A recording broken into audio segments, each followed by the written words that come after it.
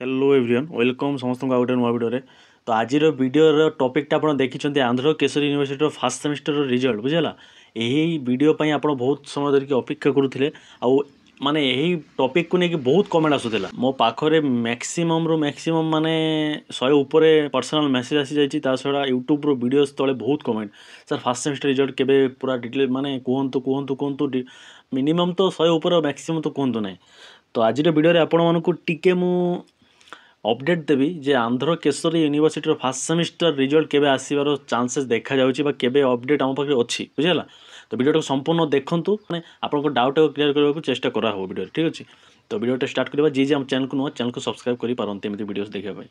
तो फास्ट कथा देखो आंध्र केशरी रिजल्ट माने आम पाखे जो अपडेट देता आम एजेंट कि अदर्स इंस्टीट्यूशन से कहते जुलाई फास्ट वीक्रे रिजल्ट आसी कथा कि आज जुलाई 6 तारिख हो गला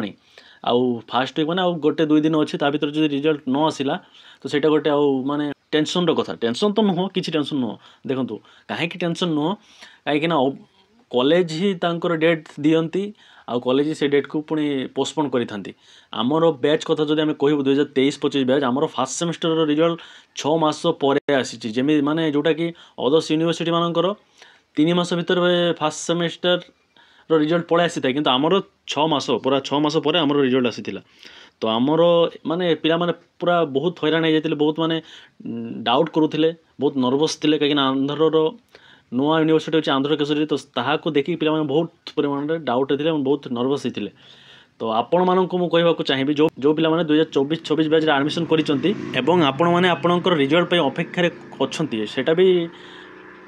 ठीक कथा बुझेगा रिजल्ट तो आपको जानवा निहाती इच्छा हो कहीं आचार्य नागार्जुन ये मोर फास्ट सेमिस्टर रिजल्ट पलि आसी माने आंध्र केशरी पलि आसवा कथा तो देखो आंध्र केशरी हूँ फास्ट कथा नुआ यूनिवर्सिटी तो तार प्रोसेसिंग सेम टाइम हुए आचार्य नागार्जुन ये से सहित एग्जाम हुए किंतु रिजल्ट टिके लेट हुए बुझेगा तो आपण मानक कहबी रिजल्ट किसी टेंशन नियंतुनी कहीं एग्जाम तो देके आसी रिजल्ट आप किसी चेंजेस करें बुझेगा माने रिजल्ट आपंकर किसी चेंजेस आप निजे करें जो रिजल्ट आसो देन तापर जदि पिला क्लीयर हो गला देन बहुत बढ़िया और क्लीयर नहेले बहुत असुविधा बुझेगा रिभल्यूशन अप्लाई करने को पड़ो माने सेटा गोटे एक्सट्रा टेंशन तो वर्तमान समय आमर आचार्य नागार्जुन यूनिवर्सिटी रिजल्ट आसी एंड से पिला बहुत परिमाण बैक लगी फास्ट सेमिस्टर तो मु सब कहे जो पिला मत पचारती जो पिला मत पचारती सर कॉलेज सजेशन करूँ कौ यूनिवर्सिटी भल कौ यूनिवर्सिटी कौ कॉलेज भल मुझे सब कहे से आचार्य नागार्जुन यूनिवर्सिटी भल रेपुटेड यूनिवर्सिटी किंतु बैक परिमाण टी माने पिला अधिक दे दियंती अଯଥାରେ दे दियंती कि पिला भी लिखती सेटा तो माने कन्फ्यूजन कथा तो जहाँ हो पिला बैक लगी बहुत परिमाण से रिवल्यूशन अप्लाई करेंगे जब क्लीयर ना देन गोटे इयर असुविधा माने बर्बाद ठीक अच्छे तो आपण मैंने देखो रिजल्ट आसो टेंशन नहीं कि थर्ड सेमिस्टर प्रिपरेशन एबेठू स्टार्ट करूँ कहीं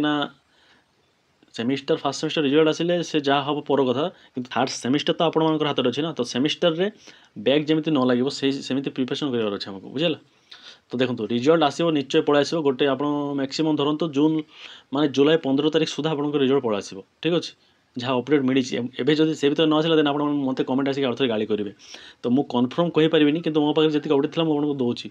बुझेगा आम Venkateswara college of education principal को ठारू एति अपडेट आम पाखे मिली एवं सेटा सत कि मिछ मुझे कहीपरि किंतु 15 तारिख सुधा रिजल्ट आसबार से कथा कही मुझे आपको कही ठीक अच्छे तो आज वीडियो एति अपडेट आई होप आपको इनफॉरमेशनटा हेल्पफुल होती जो हेल्पफुल होती वीडियो को लाइक शेयर करूँ जे चैनल को सब्सक्राइब करूँ एंड नेक्स्ट वीडियोटा बहुत इंपोर्टेंट वीडियो से समस्त देखिए ठीक अच्छे।